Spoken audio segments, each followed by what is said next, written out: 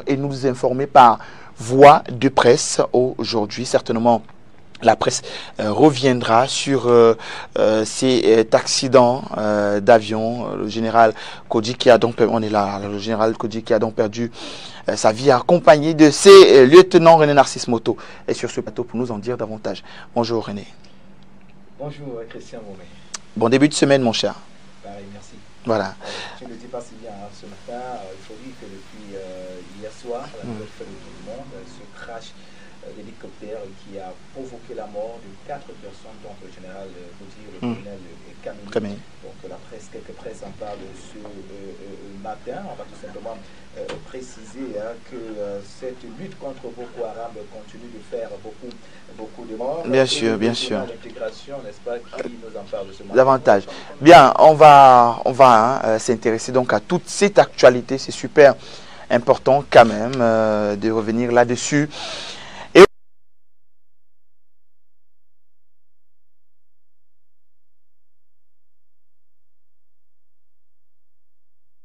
Aussi cette victoire des Lions indomptables du Cameroun hier, enfin c'est toujours victoire, hein. Mais bon, ce match nul qui nous conduit pratiquement au deuxième tour de cette Coupe d'Afrique des Nations, le Gabon qui malheureusement beaucoup de choses sont à réparer désormais dans cette équipe là. On a les résultats des 3 derniers matchs, on a tous vu maintenant. On doit savoir ce qui a changé parce que le Sénégal nous attend très bientôt. C'est la prochaine cible, si jamais cible elle est pour nous, parce que je crois que nous aussi nous sommes la cible de ces Sénégalais là contre qui on devra donc se battre pour continuer la compétition. Attention, c'est désormais terminé. On n'a plus droit à l'erreur. C'est un but sort, comme on disait, comme on dit au quartier. Vraiment, dès que tu as perdu ta rencontre, c'est bon pour toi dans cette compétition-là. Voilà. Bien, je crois que tout est OK maintenant. On pourra s'intéresser au contenu de la presse ce matin. René Narcisse Moto, je te fais une passe maintenant. J'espère que cette fois c'est la même question. Sur l'antenne déjà, la voix est soir. Tout est bien. D'accord. On va donc parler de cette lutte contre Boko Haram qui fait des morts du côté de l'extrême nord, et le journal d'intégration de nous en parlait ce matin. Ce journal souligne que ce malheur est survenu, on parle donc de ce crash d'hélicoptère, que le malheur est survenu à la suite d'un crash meurtrier d'hélicoptère à Bogo près de Maroua, et qui a arraché la vie à 4 personnes, dont le général de brigade Jacob Kodji, le colonel Kameni, le porte-fagnon Émile Soulouna et le lieutenant pilote Chinda. Et la météo qui rappelle qu'il s'agit d'un accident d'hélicoptère qui a donc provoqué la mort du général Kodji et du colonel Kameni. Et ces deux-là ont trouvé la mort à la suite d'un crash parmi tant d'autres personnes. Et le bi-hebdomadaire de préciser que le drame s'est produit hier dans la localité de Bogo, région de l'extrême nord, aux environs de 18 h, alors que les hommes et les 2 pilotes revenaient d'une opération du côté de Ouaza. Toujours dans le registre de la mort, l'heure du Sahel nous amène du côté de Kousseri, où il y a eu 2 morts et 4 blessés au cours d'une explosion d'une grenade. Ça fait donc beaucoup de morts du côté du grand nord du Cameroun. Et c'est peut-être dans ce contexte qu'il faille comprendre avec l'œil du Sahel l'intérêt de 4800 candidats qui frappent aux portes du BIR dans la région de l'extrême nord. Il est donc désormais question de recruter plus de jeunes, plus de personnes pour une meilleure lutte contre cette nébuleuse qui continue de faire beaucoup de victimes au Cameroun, et notamment du côté du grand nord du pays. D'autres faits d'actualité abordés par la presse ce matin. On va commencer avec le quotidien de l'économie qui fait lire à sa grande une enquête de l'INS qui confirmerait donc la persistance de la corruption dans le berceau de nos ancêtres. L'Institut national de la statistique vient de commettre une étude réalisée en 2014 auprès des ménages qui montre que 91% de Camerounais décrivent la corruption dans les rangs de tous les services publics. Les précisions, c'est en page 3 dans le quotidien. Douala, il s'agit Et plus précisément de 376 sacs de marque Dangote et Simancam, précise le quotidien de l'économie en sa page 9 ce lundi. Rendez-vous donc en kiosque pour en savoir davantage. La nouvelle expression qui est aussi en kiosque ce matin ne s'est pas empêché de parler de cette liberté d'expression qui semble confisquée par le Conseil national de la communication et qui intimide la presse. Voilà l'illustration faite ce matin par le quotidien La Nouvelle Expression qui dit qu'un communiqué du président du Conseil national de la communication menace de suspendre les médias qui véhiculent des informations sur le fédéralisme et la crise qui secoue la partie anglophone du pays. Vive réaction des hommes du médias, des juristes et du syndicat national des journalistes du Cameroun à découvrir dans la Nouvelle Expression, livraison de ce jour en sa page 3. Et puis, ce même journal pense à une grosse pointure de la politique camerounaise qui nous a quittés il y a 2 ans. Nous sommes à la mairie de la 5e. La Nouvelle Expression nous dit que ça fait 2 ans aujourd'hui que mourait Françoise Foning. Ce lundi marque en effet, d'après la Nouvelle Expression, l'anniversaire de son décès. Ses proches, sa famille, des militants du RDPC ont une pensée pour elle. Les précisions, c'est en page 2 dans la Nouvelle Expression, livraison de ce lundi 23 janvier 2017.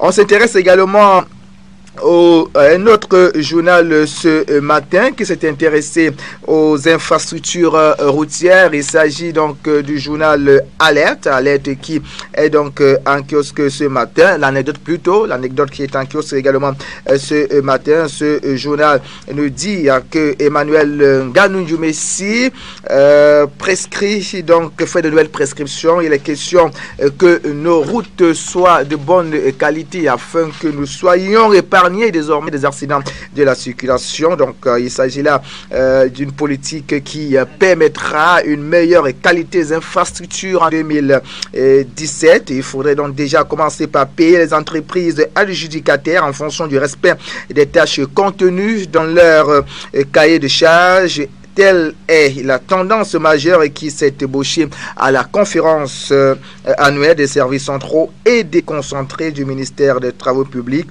le 18 janvier 2016 du côté de Yaoundé. En savoir davantage dans le journal L'Anecdote en sa page 7. Un autre journal qui est en kiosque ce matin, c'est Alerte qui s'intéresse à l'éducation et nous amène du côté de l'extrême nord où l'on chercherait donc 5400 enseignants pour renforcer le système éducatif dans cette partie du Cameroun qui a mal à son éducation. Le déficit est réel, nous dit ici Alerte. Des écoles sans enseignants, un autre constat fait par ce journal. Des militaires transformés en instituteurs pour sauver ce qui peut l'être. Le secrétaire d'État aux enseignements secondaires Boniface Baola était au chevet des apprenants. Il y a quelques jours, des mesures fortes sont donc prises par l'État du Cameroun via son ministère des enseignements secondaires pour résoudre cette crise scolaire, voire éducative du côté de l'extrême nord du pays. Rendez-vous donc en kiosque ce matin. Et puis la presse également, il faut le dire, s'est intéressée à la qualification des Lions indomptables du Cameroun hier face à cette fameuse équipe du Gabon. Le score de la rencontre, 1 but partout, donc 0 but partout, donc un score vierge et nul. Et la Nouvelle Expression qui s'intéresse plutôt à un fait de société, des journalistes barrés chez les Lions indomptables du Cameroun.